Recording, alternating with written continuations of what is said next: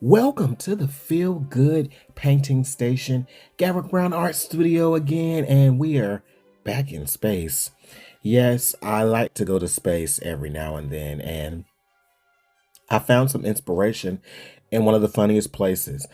So if you saw my puppy pad at the very beginning of the video, I was playing with just a couple of common color palettes that I've used over the years, and the black and the iridescent blue, black, and gold were speaking to me, and I was like, lime green. And somehow phthalo got added into it. And so I mixed those colors up, and baby, here we are. I wasted no time in just jumping in because I just feel like this color combo will be really, really cool. Contrast is really big for me with my, color theory. And so that lime green is going to give us a lot of contrast. And I think that it will pair very well with that iridescent blue black. And so to tie it all in together, I created that what I would call cerulean blue. I mixed a bunch of blues together. And it is a opaque color, which the rest of my colors are either semi-opaque or semi-transparent, with the exception of the lamp black. And here lately, I've been digging back into my blooms and just looking to expand and just build up my artistry. And so I've really been playing around with the scoops and drags and deconstructed blooms. And we know, several other amazing artists that do these type of techniques, like your Yesicas and your waterfall acrylics. And so drawing off inspiration from them to, find my own path and what I'm doing here. And so I'm really just hanging out and playing around and just doing my own thing, if you will.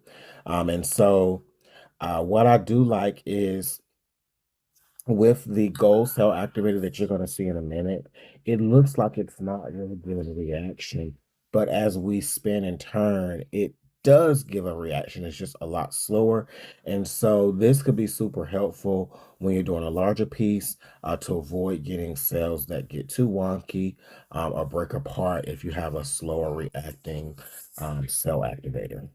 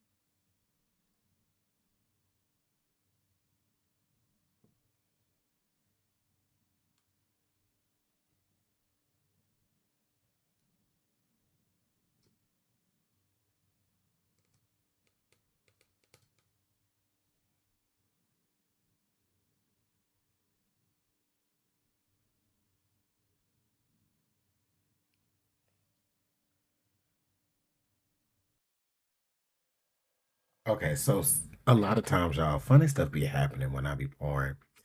So I'm just doing my thing here and, just scooping and dragging, dragging and scooping.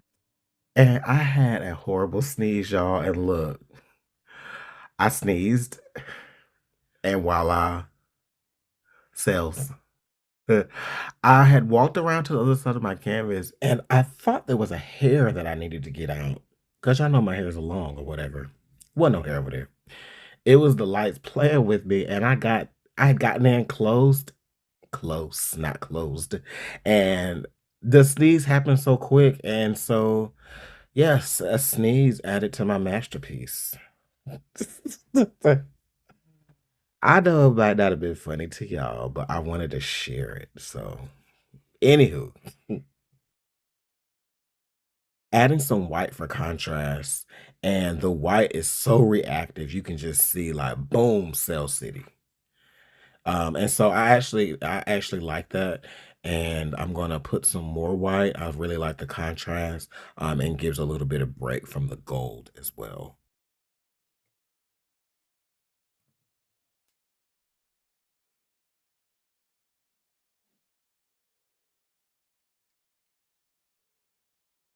Okay, so y'all, I know like when we as artists produce these episodes on YouTube, because it is a production, that all fluid art seems so fast. I don't know what it is, but when I do scoops and drags, I ponder so much, and you don't get to see this on screen, but you can see my hand moving every time I am getting ready to lay down some paint because I'm just trying to think, do I actually want to do this? What motion am I going for? Like, how am I going to build the composition? And that's one thing that I am really working on. Um, One, so that I can instruct people in class, like building a composition, because I think that sometimes fluid art can get a bad rep when you have a lot of artists who are getting into fluid art, into this particular medium, and with, for example, a bloom, you blow it out, or with a straight pour, you just pour it out, or a Dutch pour, it can become a little mundane and boring that everything is kind of just pour it out, blow it out, shake it out, and then that's just kind of what it is. But um that's not all of fluid art, there are a lot of more technical things that we do and choose to do, but a lot of those techniques are like the easier barrier to entry. And so with this, I find that when I'm, practicing and just hanging out with my paints, that sometimes I can overdo it and there's no point to look at. And so visually, you try to create that. And I didn't do a great job with it here, but y'all, and some pieces coming up with some of these same colors. Woo, when I say mind blown.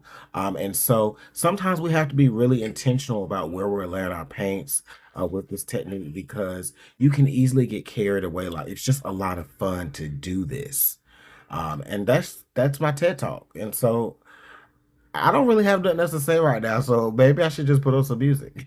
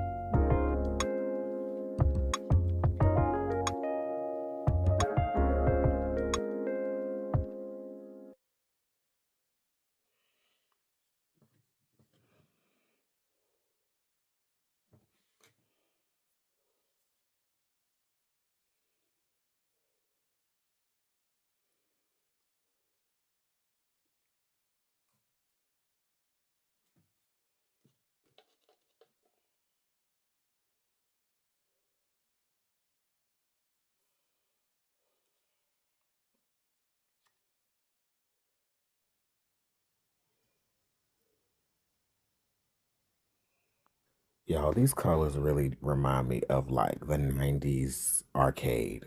I loved going to arcades as a kid. But like, the space theme with all the bright neon colors, that's what I see.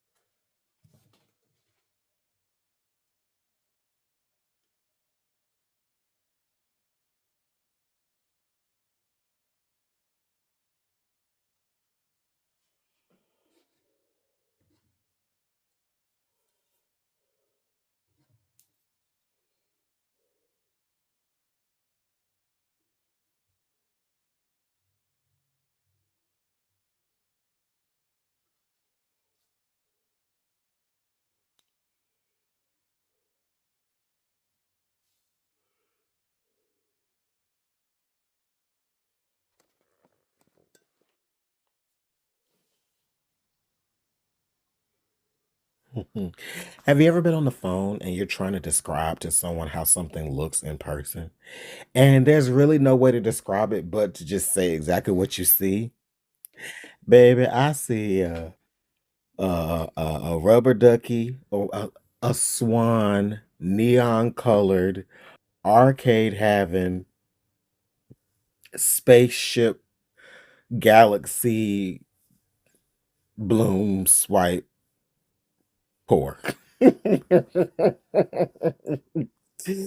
I see a peacock. Just the colors are just popping so much. It's giving so much to look at. So y'all embrace a little negative space. I could have embraced some negative space on this piece. But at this point, like I said, it's so good to just have fun, like good, wholesome fun. Like for me, that's just painting.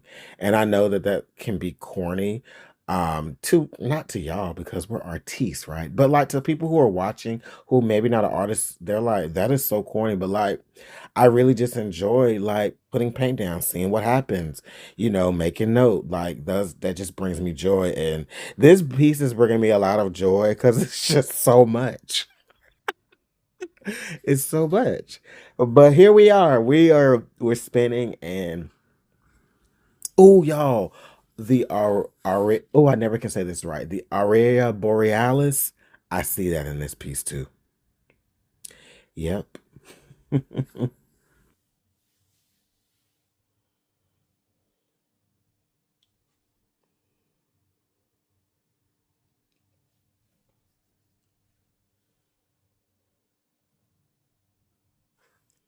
And there are some really beautiful things that are happening in this piece. So I definitely want to get you down for a close up.